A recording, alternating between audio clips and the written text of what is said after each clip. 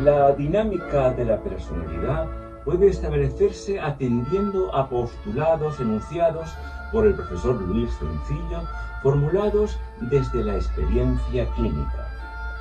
En su funcionamiento se sabe que los errores de las pautas y las malformaciones estructurales pueden rectificarse por las mismas vías, sobre todo existiendo, como está comprobado, disposiciones etológicas, es decir, de comportamientos en el sujeto humano que facilitan la acción terapéutica.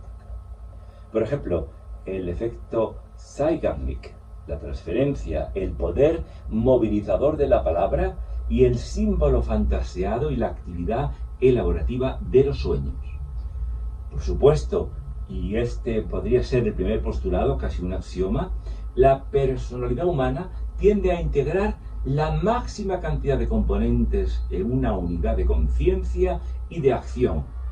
Y según esto, la sexualidad, por ejemplo, no sería un episodio inconexo en la organización general de la personalidad, ya que las anomalías de esta área tienen significado sintomático y connotan otras anomalías y problemas no sexuales, como por ejemplo problemas de identidad, problemas de comunicación, de infantilismo del carácter, de inmadurez, de bloqueo energético o de miedo a la realidad, o también de desintegración por defecto o por exceso, de las defensas que muchas veces bloquean la sexualidad humana.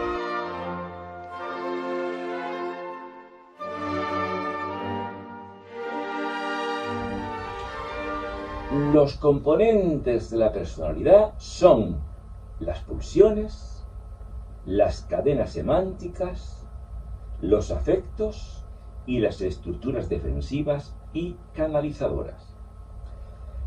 Para el profesor Luis Cencillo, los impulsos básicos, o sea, las pulsiones, serían, primero, el impulso o pulsión sexual, el eros de Sigmund Freud.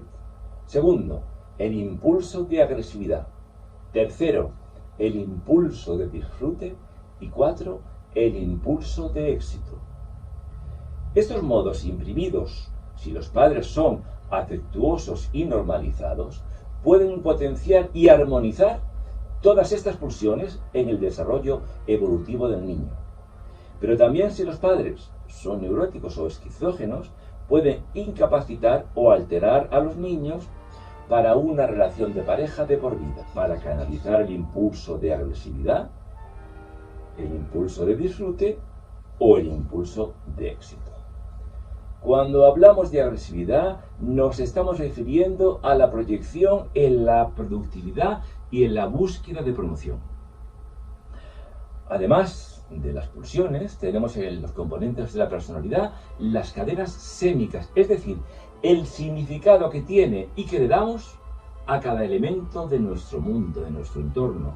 Por ejemplo, no existe el semantema silla porque existan las sillas como tales, objetos específicos y localizados en nuestro entorno, sino porque previamente poseemos la cadena sémica correspondiente a los asientos en una de cuyas posiciones jerarquizadas y escalonadamente dispuestas se halla la unidad de significado silla, entre el escaño, el sillón, la banqueta, el taburete, etc.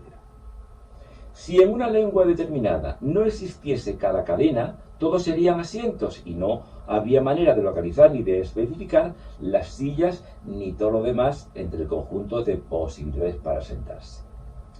Así pues, los componentes básicos de la personalidad serían, primero, pulsiones, segundo, cadenas sémicas, es decir, en las cadenas sémicas sería lo que significa cada elemento, los modelos, los patrones, los roles, para asimilar lo que cada nombre le suscita, las investigaciones semánticas del cuerpo, del sujeto, edad, sexo, nacimiento, y en función de sus objetos poseídos y producidos y sus productos, lo que son y lo que significan. Los significantes y el significado. Cada sujeto lo puede llenar de ideas y juicios propios. El significante es la traducción fónica de un concepto. Por ejemplo, mesa, table en francés o table en inglés. Y el significado es el correlato mental, en nuestro caso, tablero con 4 patas. Por tanto, entre el objeto y el significado, tenemos el significante.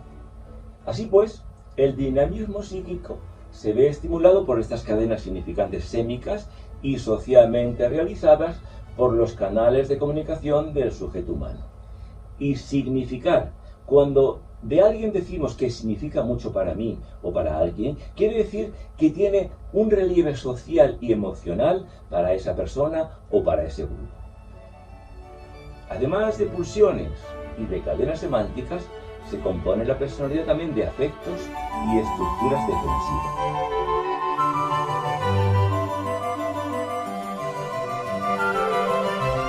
Como ya hemos comentado en otras ocasiones, la comunicación digital sería comunicación verbal, por tanto, más arbitraria. Es una síntesis de lógica mediante símbolos escritos, orales o de videoimágenes de internet, y es por tanto más arbitraria, porque podría falsearse, ya que en la comunicación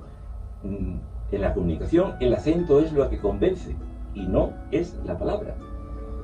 Mientras que en la comunicación analógica es una comunicación no verbal.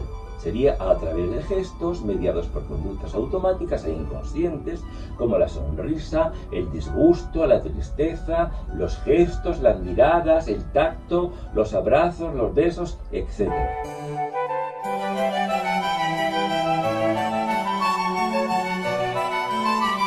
La personalidad es esencialmente evolutiva y se va constituyendo en proceso de comunicación digital y sobre todo analógica, con el apoyo del entorno familiar, las improntas etológicas de los comportamientos y los aprendizajes que de él recibe, las experiencias y fijaciones gratificadoras o traumáticas, la adquisición de organización de símbolos y las anticipaciones de expectativas de su fantasía. Todo ello va a gravitar en distinta proporción sobre sus disposiciones, actitudes y conductas durante el lapso de su existencia. Pero también su juego de interrelaciones puede ser siempre rectificable.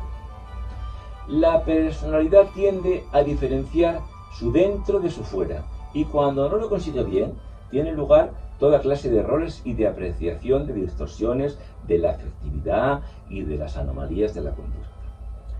La realidad objetiva a la que esta conducta se refiere es para la personalidad el producto de investigaciones significacionales, o sea, la influencia de los significados en la cultura, de los valores de la sociedad y de las proyecciones circunstanciales del psiquismo personal y de su fantasía.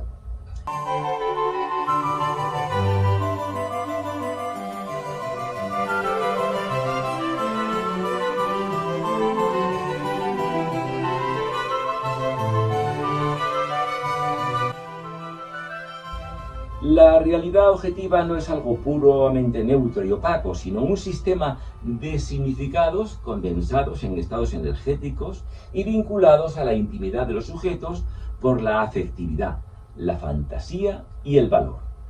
La fantasía no es arbitrariedad, sino fuente de conocimiento anticipativo, medio de contacto con la realidad y de elaboración de vivencias y experiencias. Pero todo ello tiene una gran importancia en aspectos como, por ejemplo, en los casos de alteraciones de la sexualidad. Las relaciones reales con el mundo se matizan siempre de placer, dolor, incremento o pérdida, incluso de identidad y de entidad humana. La clave de las realizaciones reales y sociales consiste en aceptar, organizar y encauzar hacia la realidad el conjunto de pulsiones energéticas, deseos y fantasías que habitan la personalidad.